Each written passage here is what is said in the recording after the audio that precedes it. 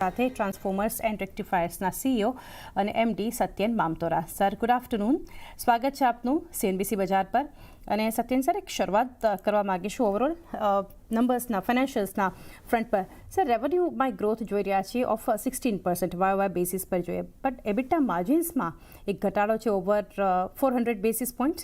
તો કઈ રીતે સર આ જોઈ રહ્યા છો? ડ્યુ ટુ ઇનપુટ કોસ્ટ કે પછી એક્ઝિક્યુશન મિક્સ ઓર પ્રાઇસિંગ પ્રેશર, એ સમજીએ. તમે કન્સોલ નંબર્સ જોશો તો 24% ટોટલ ગ્રોથ છે અને કોન્સોલમાં તમે એબિટા જોશો તો 17.5% ગ્રોથ છે.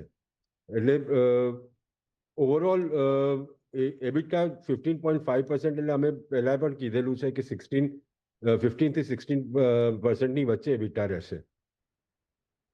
જી સર, પ્રોફિટ આફ્ટર ટેક્સ જોઈએ અહીંયાથી, તો એમાં જે એક ડિક્લાઇન છે is relatively mild versus margin compression. તો અહીંયાથી એ સમજવા માગીશું કે વન ઓફ છે આ, કે પછી કોસ્ટ કંટ્રોલ્સ જે અહીંયાથી સપોર્ટ કરી રહ્યા છે બોટમ લાઇનને? ના, એટલે આમાં આ વર્ષે અમે લોકોએ બધા એમ્પ્લોઈઝને ઇસોપ્સ આપ્યા. ઇસોપ્સના લીધે થોડુંક માર્જિન માં હિટ આવી છે, જે પહેલી વખત અમે P&Lની ઓલામાં કર્યું. ઓકે સર, માર્જિન આઉટલુકના ફ્રન્ટ પર જે રીતે તમે પણ હમણાં જણાવ્યું અરાઉન્ડ બિટવીન 15 to 17%, સાથે એ સમજવા માગીશું કે રો મટીરિયલ પ્રાઇસીસ જે છે લાઇક કોપર, સ્ટીલ, કઈ રીતે સ્ટેબિલાઇઝ થતા તમે હવે જોઈ રહ્યા છો, કે પછી કંપની હજુ પણ માની રહી છે steel building in price hikes going forward? There should be some price hikes in terms of copper pricing and oil pricing. That we are seeing some growth, price going up there. થોડુંક price ઉપર જાય છે ત્યાં આગળ. Okay, margin રિકવરીની જ્યારે sir વાત કરીએ Satyan sir, તો કેટલી ડિપેન્ડન્સી અહીંયાથી જોઈ રહ્યા છો on operating leverages versus better project mix, એ સમજીએ. અમારે આ વખતે ડેલિબરેટલી અમે લોકોએ ઓર્ડર્સને થોડું કંટ્રોલ કર્યું છે, because we want to make sure કે અમે લોકો પ્રોપર ઓર્ડર્સ લઈએ. એટલે અમે લોકો 18 થી 24 મહિનાના વધારેના ડિલિવરીના ઓર્ડર્સ એકેય નથી લેતા. એટલે there will not be any pressure in terms of margins ઉપર કોઈ પ્રેશર નહીં રહે. જી સર, ઓર્ડર બુક અને ઇનફ્લો જે રીતે કન્સર્ન અહીંયાથી જોઈ રહ્યા છે, ઓર્ડર ઇનફ્લોની વાત કરીએ તો એક શાર્પ અહીંયાથી એક ડ્રોપ જોઈ રહ્યા છે, જે 2144 કરોડ ત્યાંથી 244 કરોડ. તો આ સ્ટીપ ફોલ કેને લીધે જોઈ રહ્યા છે? ટાઈમિંગ ઇશ્યુ કે પછી સ્લોડાઉન ઇન ડિમાન્ડ, એ પણ આપનો વ્યૂ લઈએ. અમે લોકો હાથે કરીને જાણી જોઈને અમે લોકો અત્યારના ઓર્ડર્સ ઇનફ્લો જે છે એ બહુ મોડરેટ કરીએ છે. અમે લોકો 18 થી 24 મહિનાથી લાંબા ગાળાના કોઈ પણ ઓર્ડર્સ નથી લેતા. ઓર્ડર બુક પણ અગર જોઈએ સત્યન સર, તો સ્લાઇટલી એક ડિક્લાઇન છે વાય બેસિસ પર. તો પછી આને એક ટેમ્પરરી પોઝ ગણવું જોઈએ ઓર્ડરિંગ સાયકલમાં? કઈ રીતે સમજીએ? આ એક ડેલિબરેટ પોઝ છે. ઓકે, અમે લોકોએ Q4માં 752 કરોડ રૂપિયાનો ઓર્ડર એક્ઝિક્યુટ કર્યો છે. એટલે going forward in this quarter અમે લોકો એને 1000 કરોડથી રિપ્લેનિશ કરશું. ઓકે, ડેલિબરેટ એક એક્શન લીધું છે કે ઓર્ડર્સ વિચારીને સમજીને લેવા છે અત્યારે. જી, તો ખાસ કરીને જે રીતે અહીંયાથી જોઈ રહ્યા છે કે એક ડેલિબરેટ અટેમ્પ્ટ જે છે એક કંપની દ્વારા, મેનેજમેન્ટ દ્વારા એક પોઝને લઈને બનતો જોઈ રહ્યા છે. સાથે સર આગળ એ પણ સમજીએ ખાસ કરીને ગવર્મેન્ટ તરફથી કે પછી PSU ઓર્ડરિંગના ફ્રન્ટ પર કોઈ ડિલેઝ હાલ તમે જોઈ રહ્યા છો, specially in power transmission space? બિલકુલ ડિલે નથી ordering in power transformer space. અત્યારના અમે લોકો અને આખું ઇન્ડિયા વિકસિત ભારત 2047ના વિઝન ઉપર જ કામ કરી રહ્યા છે અને એ પ્રમાણે અમે લોકો આગળ વધીએ.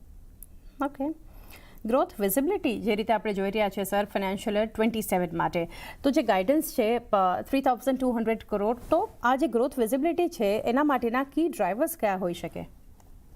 સેમ જે પહેલા છે, એક તો આ વિકસિત ભારતનું જે વિઝન છે ગવર્મેન્ટનું, અને પ્લસ જે અમારી પાસે અત્યારના ઓર્ડર એટલે જે ઓર્ડર પાઇપલાઇનમાં છે એ આવશે હવે આ ક્વાર્ટરમાં. ઓકે સેગમેન્ટ વાઇઝ સર જોઈએ ઇન્ક્રીમેન્ટલ ગ્રોથના ફ્રન્ટ પર અગર જોવા જઈએ તો પાવર છે પાવર યુટિલિટીઝ રિન્યુએબલ્સ કે પછી એક્સપોર્ટ ઇન્ક્રીમેન્ટલ ગ્રોથ માટે કયા સેગમેન્ટ્સ અહીંયાથી ડ્રાઈવર રહી શકે છે? પાવર યુટિલિટીઝ અને renewables is one of the biggest growth, સૌથી મોટા ગ્રોથ ફેક્ટર્સ રહેશે આ વર્ષે. ઓકે, ટેન્ડર પાઇપલાઇન જે છે કરન્ટલી સત્યન સર કંપનીની એ કેટલી સ્ટ્રોંગ છે? અત્યારના અમારી પાસે જે ટેન્ડર પાઇપલાઇન છે એ લગભગ 23,000 કરોડ રૂપિયાની છે. એમાંથી વી આર ટાર્ગેટિંગ આ ક્વાર્ટરમાં અમે લોકો 1,000 કરોડનું ઓર્ડર લેશું. ઓકે, અને એક્ઝિક્યુશન કેપેસિટીઝના ફ્રન્ટ પર જોઈએ સર તો કેપેસિટી એક્સપેન્શન પ્લાન જે ફ્યુચર ગ્રોથને સપોર્ટ કરે એ કંપનીએ હાલ કોઈ પ્લાન કરેલો છે એના માટે? અમે અમારા જે જૂનો પ્લાન્ટ હતો ચાંગોદરવાળો પ્લાન્ટ, જ્યાં અમે લોકો લગભગ 10 થી 15,000 MVA વચ્ચે કરતા હતા, ત્યાં અમે લોકો હવે જે એક્સપાન્શન કરીએ છીએ એના લીધે 40,000 MVA કરીએ.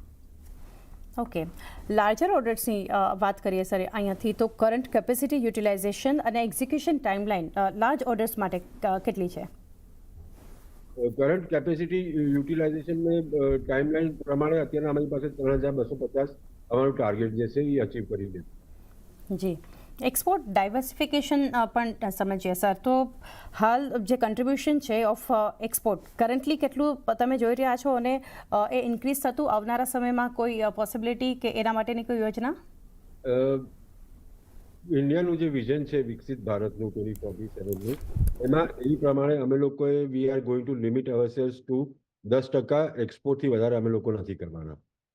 ઓકે, અને છેલ્લે સર જાણીએ એક્સપોર્ટ અને ડાયવર્સિફિકેશનના જ ફ્રન્ટ પર કોઈ ન્યૂ જિયોગ્રાફીઝ કે પછી લાર્જ ઇન્ટરનેશનલ ઓર્ડર્સ જે છે એ કંપનીના પાઇપલાઇનમાં છે હાલ?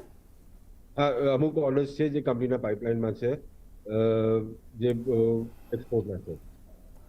જી સત્યન સર, થેન્ક યુ અમારી સાથે જોડાઈને ઘણી ડિટેલ્સ આપે શેર કરી and best wishes for the coming quarters. Thank you.